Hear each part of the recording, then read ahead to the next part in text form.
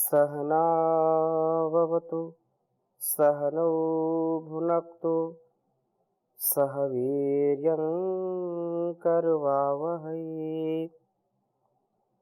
तेजस्विनावधीतमस्तु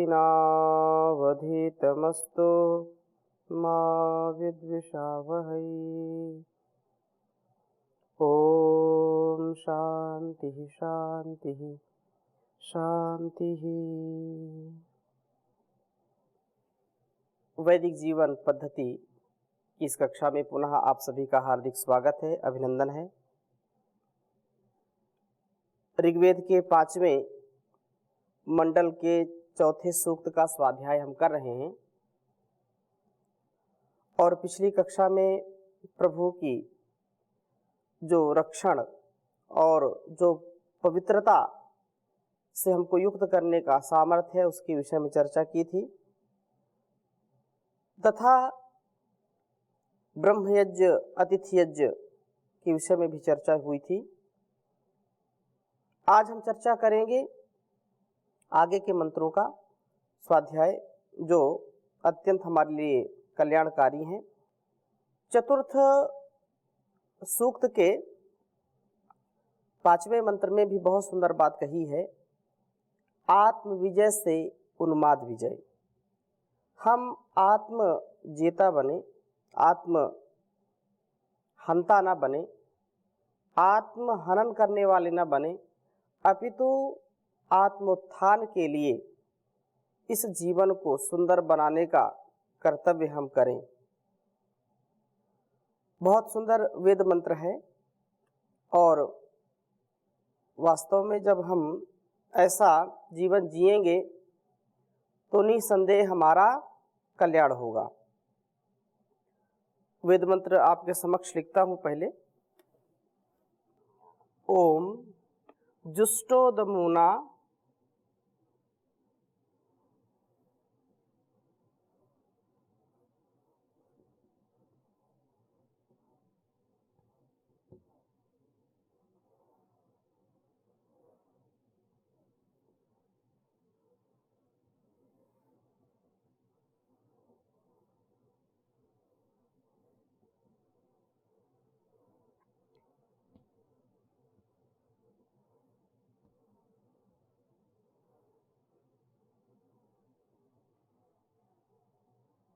अतिथिर दुरोण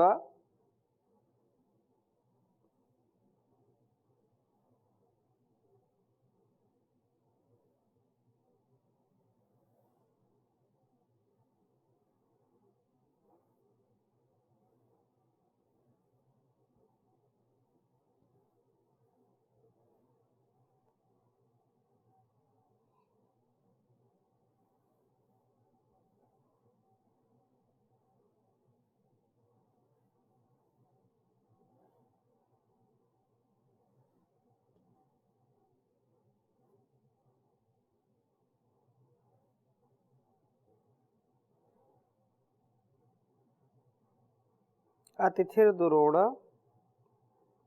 इमं नो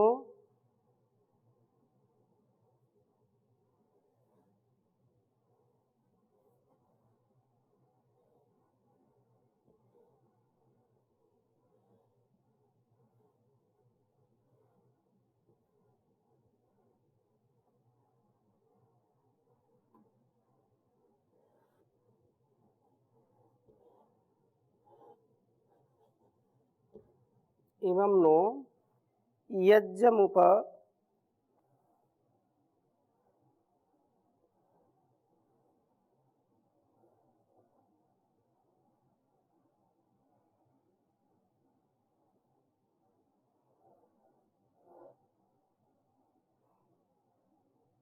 याहि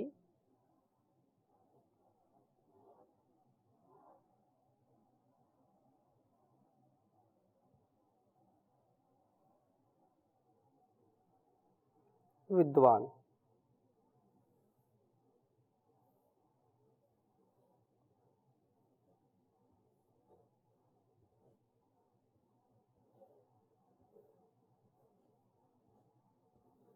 विश्वा अग्ने अभियुजो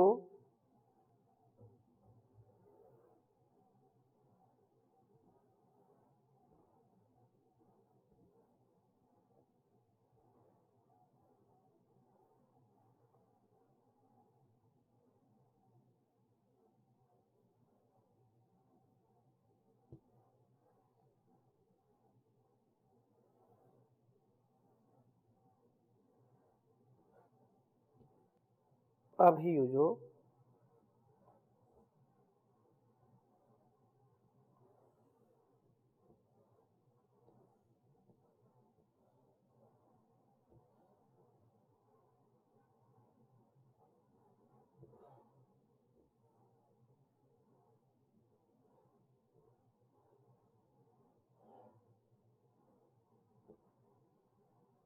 विश्वा अग्ने अभियुजो विहत्या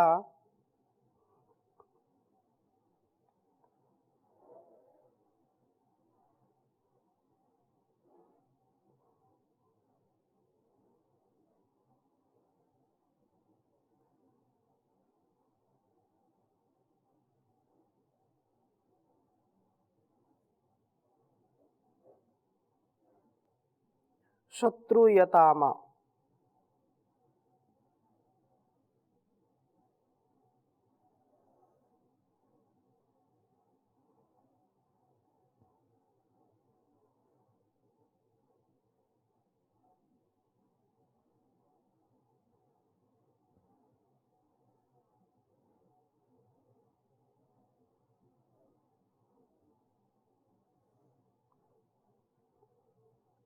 भरा भोजनानि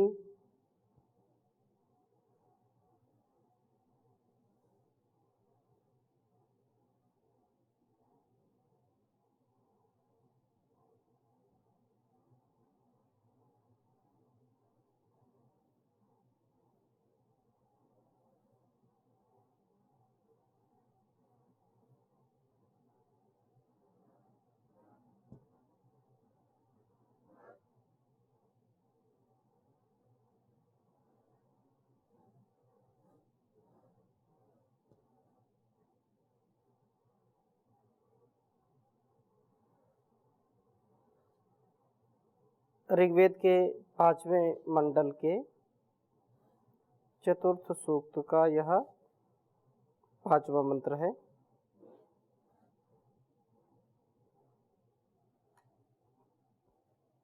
ओम जुष्टोदमूना अतिथिर्दुरोण इमं नो यज्ञमुपयाहि विद्वान् विश्वा अग्ने अभियुजो विहत्या शत्रुयतामा भरा भोजनानि। ओम जुष्टोदमूना अतिथिर्दुरोण इमं नो यज्ञमुपयाहि विद्वान् विश्वाग्ने अभियुजो विहत्या शत्रुयतामा भरा भोजनानि। बहुत सुंदर उपदेश किया इस वेद मंत्र में। प्रभु जीव से कहते हैं, उपदेश देते हैं कि हे दुष्ट, प्रीतिपूर्वक कार्यों में लगा हुआ, दमूनाहा दान के मन वाला अथवा दांत वशीभूत मन वाला, जो अपने स्वकर्म में स्वधर्म में प्रीतिपूर्वक वर्तते हैं, अर्थात अपने ज्ञान के अनुसार अपने गुणकर्म स्वभाव को उत्तम बनाते हुए जीवन को जीते हैं, और जो भी वो कार्य करते हैं, जो कर्म करते हैं, जो कर्तव्य करते हैं, उसमें जो पूरी प्रीति रखते हैं। ऐसा नहीं कि किसी भी कर्म को, किसी भी कर्तव्य को करते करते उनके मन में कोई क्लेश हो, कोई दुख हो या निराशा हताशा हो, ऐसा बिल्कुल नहीं। जो प्रीतिपूर्वक कार्यों का संपादन कर रहे हैं, कार्यों के संपादन में जो लगा हुआ है, तथा जो अपने सामर्थ्य के अनुसार दान देने वाला है, अथवा ये कहें कि वशीभूत मन वाला है, जिसका मन वश में है, नियंत्रण में है, वशीभूत जिसका मन है, ऐसा अतिथि ही निरंतर जो गतिशील तो दुरोड़े घर में इमम इस नह यज्ञ हमारे यज्ञ को उपपाही प्राप्त हो। अर्थात कहने का आशय यह है, वेद में उपदिष्ट यज्ञों को तू करने वाला बन। जो यहाँ पर संकेत किया गया है विधि और निषेध का, क्या करना है क्या नहीं करना है इसका निषेध है। वो संसार सारा विधि के विधान से चलता है, संविधान से चलता है। कोई भी राष्ट्र हो, समाज हो, कोई किसी भी प्रकार से छोटा या बड़ा कोई संस्थान हो, घर परिवार हो, बिना अनुशासन के, बिना व्यवस्था के, बिना नियमों के नहीं चलता है। अगर चलेगा, कोई कहे कि हमारे यहाँ कोई नियम नहीं है, तो कोई नियम नहीं है ऐसा बिल्कुल नहीं होता है।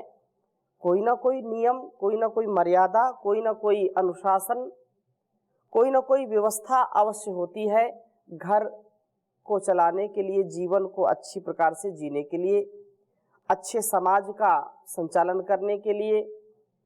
राष्ट्र हो या विश्व हो, किसी भी स्तर पर हम देखते हैं तो हमको व्यवस्थाएं दिखाई पड़ती हैं, अनुशासन, मर्यादा एक सुनिश्चित होती है। तो ये कहा यहाँ पर कि जो वेदोक्त हैं, वेद उपदिष्ट जो मार्ग हैं, वेद उपदिष्ट जो यज्ञ है, यज्ञो वही श्रेष्ठतमम कर्म। एक तो द्रव्य यज्ञ है जिसमें हम आहुति डालते हैं स्वाहा स्वाहा करके, और एक जो भी हम अच्छे कर्म करते हैं जो कल्याणकारी कर्म है, यज्ञ, देव पूजा, संगति करना, दानेशु, 3 अर्थों में यज्ञ धातु का प्रयोग किया है। देव पूजा जो अपने से बड़े हैं, देव हैं, जो हमको देते हैं, जड़ देवता या चेतन देवता, उनके प्रति हमारे अंदर श्रद्धा का भाव हो, कृतज्ञता का भाव हो। देव पूजा, संगतिकरण, जब संसार में हम रहते हैं तो अनेक प्रकार से हमको जीवन में संघर्ष भी झेलने पड़ते हैं, जीवन में सुख दुख, मान अपमान, लाभ हानि, जय पराजय का भी सामना करना पड़ता है। परंतु संसार को हम देखते हैं परस्परता से ही चलता है। जड़ हो या चेतन हो, एक छोटी इकाई से लेकर के पूरा अस्तित्व संगतिकरण में चल रहा है। कोई भवन, कोई घर बना है तो एक एक ईंट लगा करके फिर एक एक दीवार से पूरा घर दृष्टिगोचर होता है। एक एक मिट्टी के कण से, एक एक, चाहे सीमेंट हो, सरिया हो, कोई भी मटेरियल हो, वो सारा जो भी हम देखते हैं संसार में, वस्त्र एक एक रेशे से, एक एक तंतु से वस्त्र बनता है।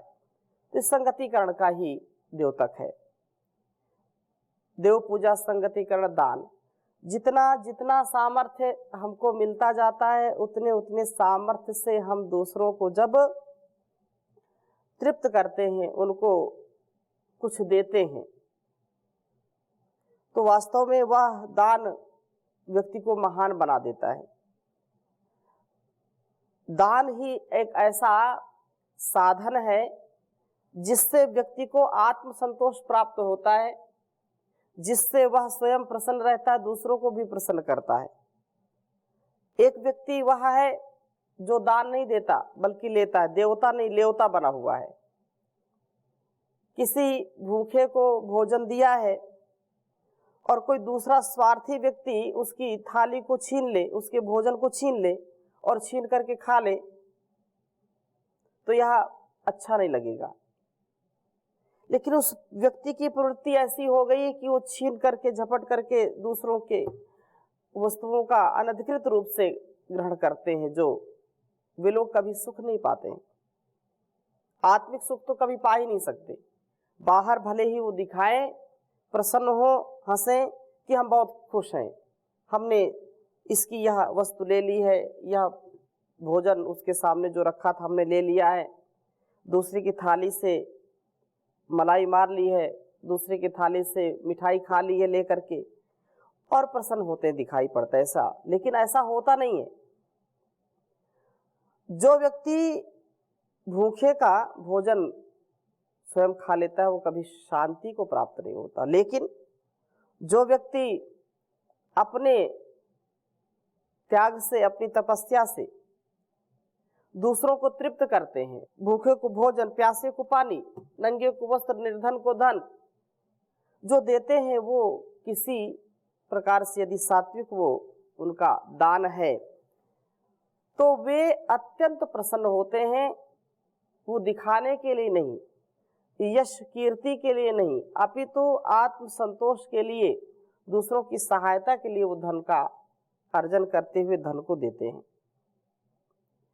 इस प्रकार से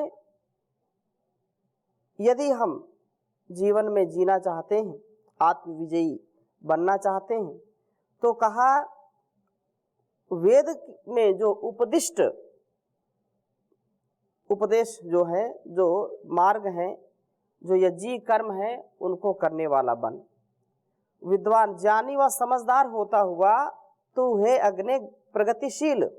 जीव विश्वा सब अभियुजह आक्रमण करने वाली वासनाओं को विहत्य नष्ट करके शत्रुयताम, इन शत्रुत्व का आचरण करने वाली प्रजाओं के भोजनानी भोग साधनभूत धनों को आहार ग्रहण कर हरण करने वाला हो।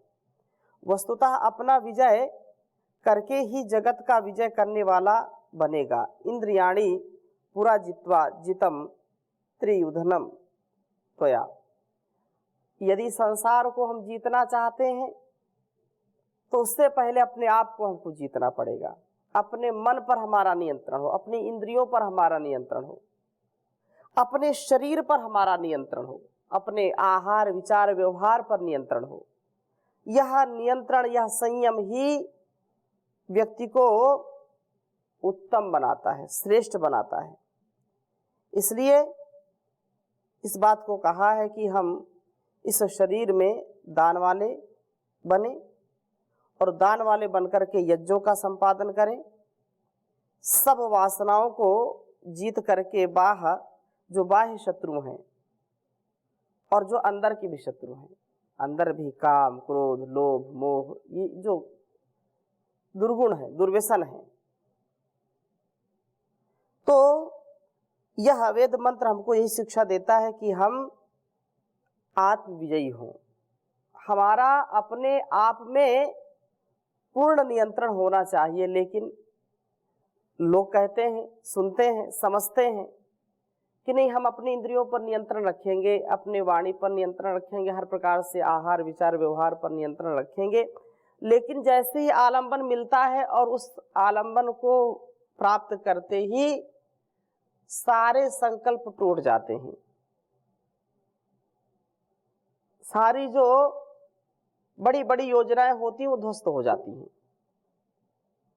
इसलिए हम इन संकीर्ण विचारधाराओं से ऊपर उठ करके जो विस्तृत है, जो कालातीत है, जो उस परम पिता परमेश्वर का विधान है, उसका जो संविधान है, उस विधि विधान से संविधान से युक्त जीवन हम जिए। और ऐसा जीवन जिएंगे तो निसंदेह यह जीवन हमारा अत्यंत सुंदर बन जाएगा। ईर्षा द्वेष से हम बचें। इसलिए बहुत सुंदर बात कही है, ईर्षा द्वेष करने से कभी कल्याण न होगा, काम और क्रोध को जीते बिना उत्थान न होगा। करें आत्मनिरीक्षण दोष जो अपने मिटाना है, भला इसमें हमारा है न मान और भोग की चाहो। आत्मशुद्धि तभी होगी न दुख और सुख की परवाह हो, वैराग्य अभ्यास से ही मन की चंचलता मिटाना है। मिले संतोष ना इस भोग में परिवार में धन में, यदि हम चाहते हैं प्राप्त हो आनंद जीवन में, तो मल विक्षेप और आवरण का पर्दा हटाना है। करें आत्मनिरीक्षण दोष जो अपने मिटाना है। हवन संध्या समाधि से सफल जीवन बनाए हम, बीमारियों निर्धनों दुखियों की सेवा करते जाएं हम। हवन संध्या समाधि से सफल जीवन बनाए हम, बीमारों निर्धनों दुखियों की सेवा करते जाएं हम। न कोठी कार और परिवार वैभव साथ जाना है। करें यम नियमों का पालन तभी होगा एकाग्र मन। करें नंदलाल सबको मिलने का केवल यही साधन है। बिना इस योग साधन के व्यर्थ जीवन गंवाना है, व्यर्थ जीवन बिताना है। ईर्षा द्वेष करने से कभी कल्याण ना होगा। काम और क्रोध को जीते बिना उत्थान ना होगा। करें आत्मनिरीक्षण दोष जो अपने मिटाना है, दोष जो अपने मिटाना है जी, दोष जो अपने मिटाना है। तो हम एक एक बिंदु का, एक एक इस उपदेश का जीवन में संदेश का स्थान बना करके रखेंगे तो जीवन अत्यंत सरल, सुंदर, सहज हो जाएगा। इस दृष्टि से हम कभी भी अपने आप को ओझल न करें, क्योंकि आत्मविमुख होकर के कोई भी व्यक्ति उत्थान को प्राप्त नहीं होता।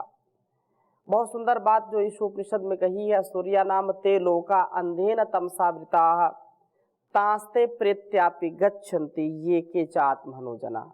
जो आत्म विजयी नहीं होते, आत्म विजेता नहीं होते, आत्मानुकूल जो आचरण नहीं करते हैं, वे अंधम तमा प्रविशन्ति, ये अविद्यामुपास्ते, या ये कहें कि जो आत्म प्रेरणा को नहीं स्वीकारते हैं, उस प्रभु की जो प्रेरणाएं हमारे हृदय में उठती हैं उनका जो आदर नहीं करते, तदनुसार जीवन को नहीं जीते हैं, वे जीवन में सदा दुखी रहेंगे, कभी सुख को प्राप्त नहीं कर सकते हैं।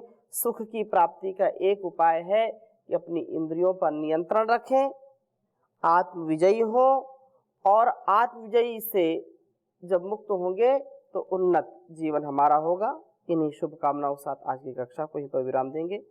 ओम शांति शांति शांति।